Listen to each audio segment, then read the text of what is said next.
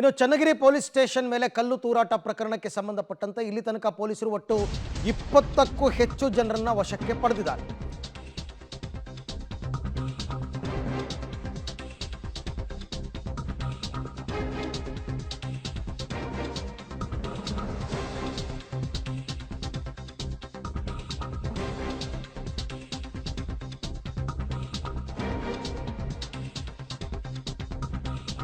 Channagiri police station ಮೇಲೆ ಕಲ್ಲು ತೂರಾಟ ಪ್ರಕರಣ ಈಗಾಗಲೇ 20ಕ್ಕೂ ಹೆಚ್ಚು ಜನರನ್ನ ಪೊಲೀಸರು ವಶಕ್ಕೆ ಪಡೆದಿದ್ದಾರೆ.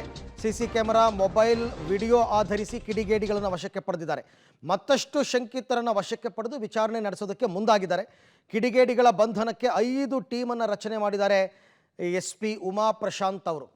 ಈಗ ಸಿಕ್ಕಿರುವಂತಹ ದೃಶ್ಯಗಳನ್ನು ಆಧರಿಸಿ ಅದರಲ್ಲಿ ಕೆಲವರನ್ನು ಐಡೆಂಟಿಫೈ ಮಾಡಿ ಕೆಲವರಲ್ಲಿ ಅಂದರೆ ಒಂದು 20 ಜನರನ್ನ ವಶಕ್ಕೆ ಪಡ್ಕೊಂಡಿದ್ದಾರೆ. ಆಮೇಲೆ ಅವರನ್ನೇ ಕೂರಿಸಿ ತೋರಿಸ್ತಾರೆ. ಇದರಲ್ಲಿ ನಿನಗೆ ಗೊತ್ತಿರೋರು ಯಾರು ಹೇಳೋ, ನಿಮ್ಮ ಕಡೆಯವ್ರು ಯಾರು ಹೇಳೋ.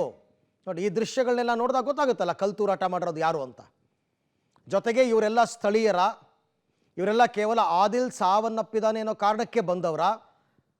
ಈ ಬಗ್ಗೆ ಮತ್ತಷ್ಟು ಮಾಹಿತಿ ನನ್ನ ಕೊಲೀಗ್ ಪುನೀತ್ ಅವರಿಂದ ಪಡ್ಕೊಳ್ಳೋಣ. ಪುನೀತ್, ಈಗ ಸಾವಿನ ವಿಚಾರ ಒಂದು ಕಡೆ ಆದರೆ ಮತ್ತೊಂದು ಕಡೆ ಈ ಕಲ್ಲು ತೂರಾಟ ನಡೆಸಿದವ್ರು ಯಾರು, ಅವರ ಉದ್ದೇಶ ಏನು, ಇವರ ಹಿಂದೆ ಯಾರಿದ್ದಾರೆ, ಈ ವಿಚಾರಕ್ಕೆ ಸಂಬಂಧಪಟ್ಟಂತೆ ತನಿಖೆ ಎಲ್ಲಿ ತನಕ ಬಂದಿದೆ? ಖಂಡಿತವಾಗ್ಲೂ ಅರವಿಂದ್, ಚನ್ನಗಿರಿ ಪೊಲೀಸ್ ಠಾಣೆ ಮೇಲೆ ಕಲ್ಲು ತೂರಾಟ ಪ್ರಕರಣಕ್ಕೆ ಸಂಬಂಧಿಸಿದಂತೆ ಈಗಾಗಲೇ ಪೊಲೀಸರು ಹಂಟಿಂಗ್ ಕಾರ್ಯವನ್ನು ಕೂಡ ಮಾಡ್ತಾ ಇರುವಂಥದ್ದು. ಪ್ರಮುಖವಾಗಿ ಕಲ್ಲು ತೂರಾಟ ಯಾರ್ಯಾರು ಮಾಡಿದಾರೋ ಅಂತಹ ಕಿಡಿಗೇಡಿಗಳ ವಿರುದ್ಧ ಅಂದರೆ ಸಮರವನ್ನು ಕೂಡ ಸಾರಿರುವಂಥದ್ದು. ನಿನ್ನೆ ಸಂಜೆವರೆಗೂ ಸೈಲೆಂಟ್ ಆಗಿದ್ದಂತಹ ಪೊಲೀಸರು ಇಡೀ ರಾತ್ರಿ ಒಂದು ಕಾರ್ಯಾಚರಣೆ ಕೂಡ ಮಾಡಿರುವಂಥದ್ದು.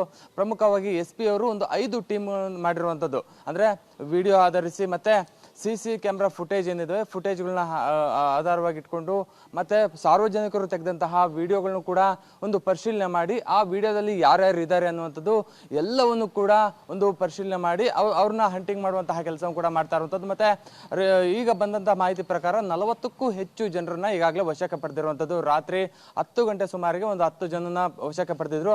ಅದಾದ ನಂತರದಲ್ಲಿ ಸಾಕಷ್ಟು ಜನರು ಕೂಡ ವಶಕ್ಕೆ ಪಡೆದಿದ್ದಾರೆ. ವಶಕ್ಕೆ ಪಡೆದಂತ ಎಲ್ಲರೂ ಕೂಡ ಆರೋಪಿಗಳಂತಂದು ಹೇಳಕ್ಕಾಗಲ್ಲ.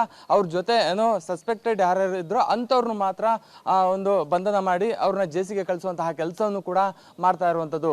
ಅರವಿಂದ್, ಥ್ಯಾಂಕ್ ಯು ಪುನೀತ್ ತಮ್ಮ ಎಲ್ಲ ಮಾಹಿತಿಗಾಗಿ. ಈಗ ಒಬ್ಬೊಬ್ಬರನ್ನಾಗಿ ಅರೆಸ್ಟ್ ಮಾಡ್ತಾ ನಿಜ ಕೆಲವರು ಇಲ್ಲದೆ ಇರ್ಬೋದು, ಅಂಥವ್ರನ್ನೂ ವಶಕ್ಕೆ ಪಡೆದಿರ್ಬೋದು, ಆಮೇಲೆ ಬಿಡುಗಡೆ ಮಾಡ್ತಾರೆ ಅವ್ರ ಪಾತ್ರ ಏನು ಇಲ್ಲ ಅಂತಂದರೆ. ಸೊ ಹಾಗಾಗಿ ಇವಾಗ ಒಬ್ಬೊಬ್ಬರನ್ನೇ ವಶಕ್ಕೆ ಪಡೆದು ವಿಚಾರಣೆ ನಡೆಸಿ ತನಿಖೆಯನ್ನು ಮುಂದುವರಿಸ್ತಾ ಇದ್ದಾರೆ.